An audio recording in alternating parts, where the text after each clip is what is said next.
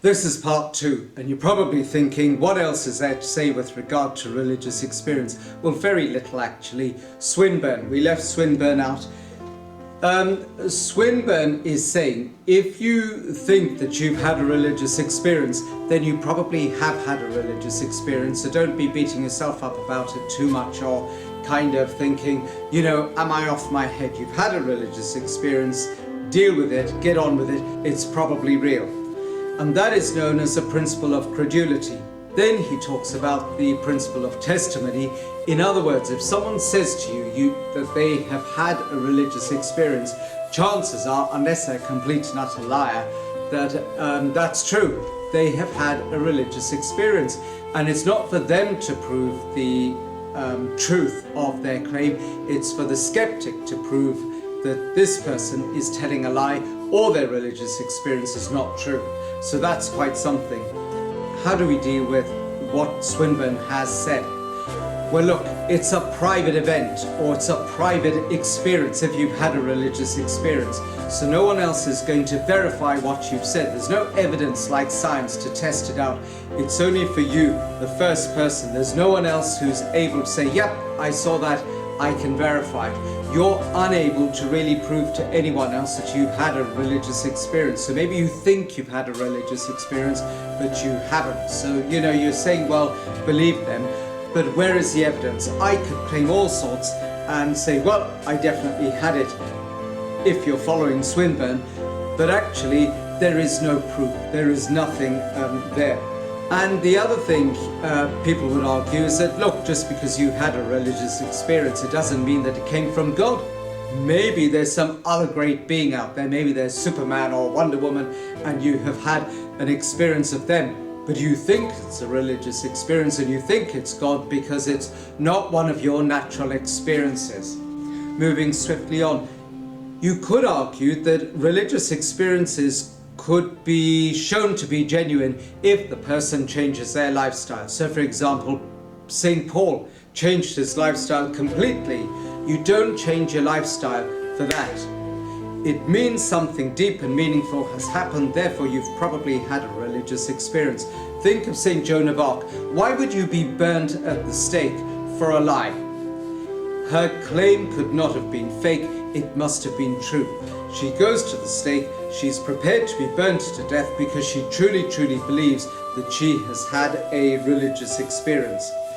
And then you have what is known as a cumulative argument. In other words, when you add together the design argument, the cosmological argument, everything else that proves the existence of God, and then you add religious experience to that, yes, probably religious experiences are genuine because you've got so many other things pointing to God and pointing to the possibility of some greater being out there who's giving you that religious experience. And yes, you did see my hand getting ready to turn the page.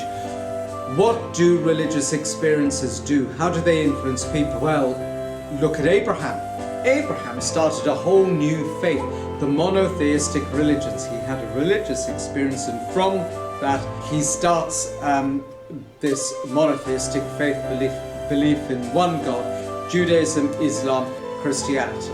That is something major. Then you've got those people who turn their lives around, like St. Paul. That shows that he must have had a religious experience. You don't turn your life around just like that. It inspires people. A religious experience will inspire someone. So it inspired St. John Bosco to work for the poor, to work for young people who are poor because of his religious experience at 9 years old.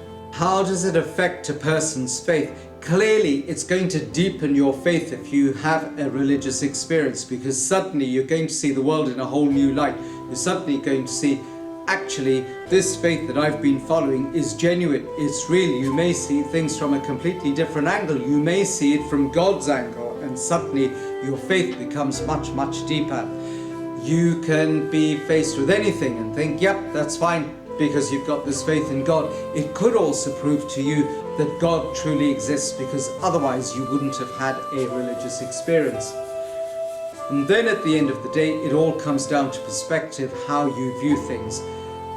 someone might view something as just being, well, it's natural, it's ordinary, you're making a big meal out of it, and it's not really a religious experience. Someone else might look at it from their mindset and see it genuinely as a religious experience because something in here has moved, something has made them experience or seen the supernatural. Therefore, they believe God truly exists.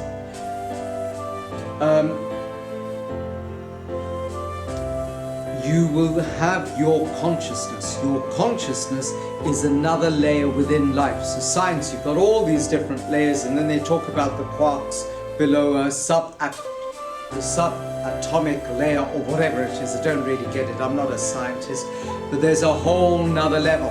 Well, your consciousness is another level, and maybe your consciousness can buy into a religious experience, and so we shouldn't be too quick to dismiss religious experiences, because maybe that is a whole new realm that we don't fully understand, which is part of our consciousness, a different human level within our lives that touches into God, where God can connect with us.